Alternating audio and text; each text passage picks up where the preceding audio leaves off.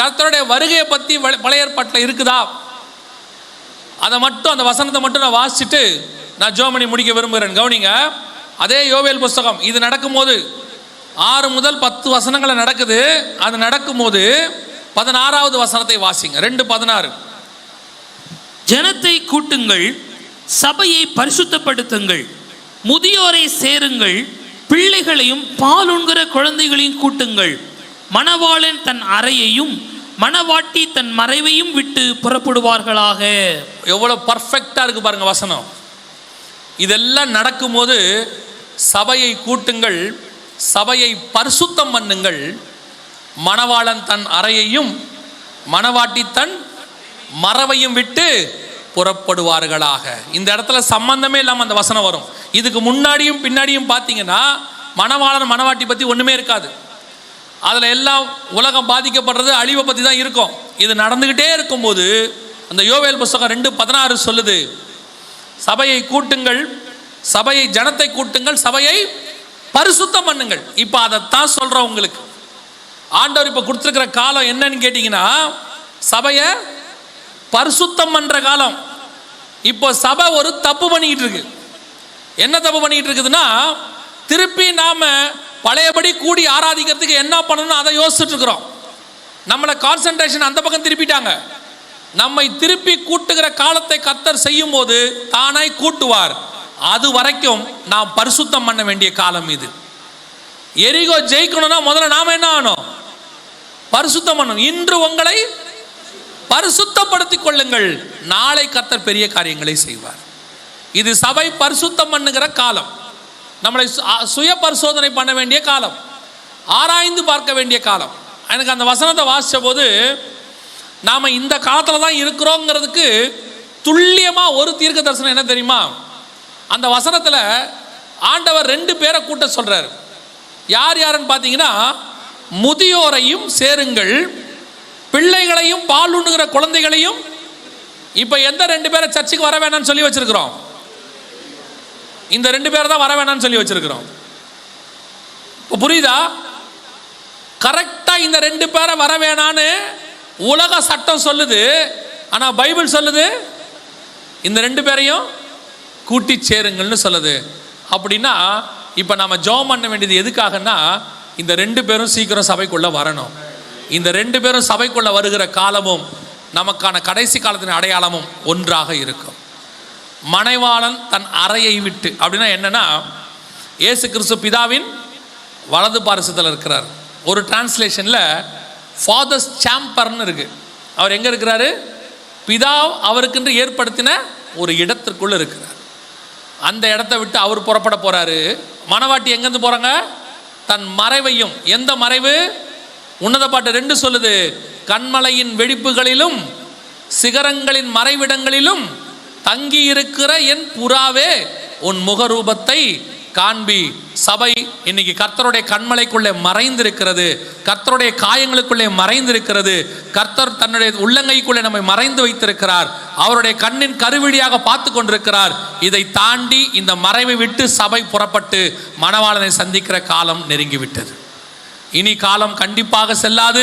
நமக்கு முன்னாடி இந்த 2:16 யோவேலுக்கு முன்னாடி நடக்க வேண்டிய விஷயங்கள் அத்தனையும் மிக துல்லியமாக நடக்க ஆரம்பிச்சிருச்சு. ஜனங்கள் காலம் என்னவா இருக்குதுன்னு சொல்லுவாங்களா? சமீபமாக இருக்கிறதுன்னு சொல்லுவாங்களா? இப்போ சொல்ல ஆரம்பிச்சாச்சு. இன்னும் நடக்க வேண்டிய மிக முக்கியமான ஒரு விஷயம், மணவாளன் தன் அறையை விட்டு புறப்பட தயாராக இருக்கிறார். மணவாட்டி தன் மறைவை விட்டு புறப்படணும். அதுக்கு முன்னாடி இந்த முதியோரும் பால் உண்ணுகிற பிள்ளைகளும் எங்கே வரணும்? சபைக்குள்ள வரணும். சட்டப்படி அவங்க எங்கே வரணும்? சபைக்கு வரணும். சபை இந்த காரியங்களுக்காக என்ன செய்யணும்? ஜெபம் பண்ணணும். நானும் என் வீட்டாருமோ வென்றால் கர்த்தரையே சேவிப்போம். முழு குடும்பமும் கர்த்தரை ஆராதிக்கணும். அதோடு சேர்ந்து சபை பரிசுத்தம் பண்ணப்பட வேண்டும். சபை என்ன பண்ணணும்? பரிசுத்தம் பண்ணணும். 1 யோவான் சொல்லுது, கண்களின் இச்சையும் ஜீவனத்தின் பெருமையும் மாம்சத்தின் இச்சையும் உலகத்தில் உண்டானவைகள். இன்னைக்கு கடைசி காலத்தில் சபைக்குள்ள கண்களின் இச்சை அப்படின்னா உடனே எல்லாரும் வெறும் பாவத்தை மட்டும் நினைக்கிறாங்க. எந்த பாவத்தை? எந்த பாவத்தை? ஆண் பெண்ணை பார்க்கறது, பெண் ஆணை பார்க்கற பாவத்தை மட்டும் நினைக்கிறாங்க. கண்களின் இச்சைங்கிறது என்ன தெரியுமா? அடுத்தவன் காரை பார்த்தாலும் கண்களின் இச்சை தான். அடுத்தவன் வீட்டை பார்த்தாலும் கண்களின் இச்சை தான், அடுத்தவனுடைய வியாபாரத்தை பார்த்தாலும் கண்களின் இச்சை தான். உங்களுக்கும் எனக்கும் கர்த்தரோட நியமிச்சிருப்பாரு, அதுதான் நமக்குரியது. இந்த கடைசி காலத்தில் உங்களுக்குள்ள இந்த இச்சையை ஊத்துற பிரசங்கம் நிறைய இருக்கு. ஆசைப்படு, கிளைம் பண்ணு, கேளு, கர்த்தர் கொடுப்பார். நான் சொல்றேன், வசனம் தெளிவா சொல்லுது, கீழானவைகளை அல்ல மேலானவைகளையே நாடுங்கள், பிதாவின் வலது பார்சத்தில் உள்ளவைகளையே நாடுங்கள்னு வசனம் சொல்லுது. உங்களுக்கு இந்த பிரசங்கம் தான் பிடிக்குது, அவங்க சொல்றது அப்படிதான் இருக்கு, கிளைம் பண்ணு கிடைக்கும், அதை கேளு. நான் சொல்றேன், அவரையே தந்தவர் மற்ற எல்லாவற்றையும் அருளாதிருப்பது எப்படி? நமக்கு என்ன தேவை, எப்ப தேவை, எந்த காலத்துல தேவை, எல்லாவற்றையும் கர்த்தர் தெளிவா தருவார். அவரை போல நம்மை நேசித்து கொடுக்கிற தேவன் உலகத்தில் வேற ஒருவரும் இல்லை. உங்களுடைய ஆவிக்குரிய பக்கம் உங்க பார்வையை திருப்புங்க. உலகத்தை இது வேணும் அது வேணும் அதுக்கு பின்னாடி ஓடாதீங்க. எதுக்கு சொல்றேன்? அப்ப இதெல்லாம் எல்லாவற்றையும் எது தேவையோ அத்தனையும் தருவார்.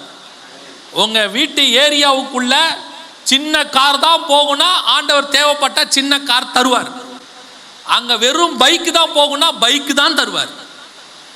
நீங்க உங்களை சொல்றவங்க பேச்சை கேட்டுக்கிட்ட கார் குடும் ஆண்டவரே, கார் குடும் ஆண்டவரேன்னு காரை வாங்கிட்டு நிக்க வைக்க இடம் இல்லாம 3 தெரு தள்ளி வண்டியை விட்டுவிட்டு அப்புறம் இங்க உட்காந்து வீட்டில் உட்காந்து யோசிக்கிறது, காரை வெளியே விட்டுருக்குறோமே, அதை யாராவது உடைச்சிருவாங்களோ, கோடு போட்டுருவாங்களோ, இது என்னவாய் முடியுமோ. அப்புறம் மனைவி கிட்ட சொல்றது, நான் வேணா இன்னைக்கு போய் கார்லயே படுத்துக்குவா. அப்படி ஒரு ஆசீர்வாதம் தேவையா? அதுதான் நான் சொல்ல வரேன். சொல்றவங்க சொல்றாங்க, ஆண்டவர் நம்ம எல்லாருக்கும் ஜெட் பிளைட் கொடுப்பாருன்னு ஒருத்தர் சொல்றாரு. எங்க நிறுத்துவிய? அவர் வீட்லயே எங்க நிறுத்துவார்? சொல்றவர் ஊர்லயே ஏர்போர்ட் இல்லை. நான் சொல்றது புரியுதா? ஆசை வேறு, பேராசை வேறு. பொருள் தப்பு இல்லை, பொருள் ஆசை தான் தப்பு. சாப்பிட்றது தப்பு இல்லை, பெருந்திண்டி தான் தப்பு. தேவைக்காக ஒரு விஷயத்தை ஆண்டவர்கிட்ட கேட்கறது தப்பே இல்லை, தேவையில்லாம கேட்டுக்கிட்டே இருக்கிறது தான் தப்பு. சிலர்லாம் போய் உக்காந்தாலே ஏதாவது ஒரு லிஸ்டோட தான் போய் உட்காடுறாங்க ஆண்டவர்கிட்ட.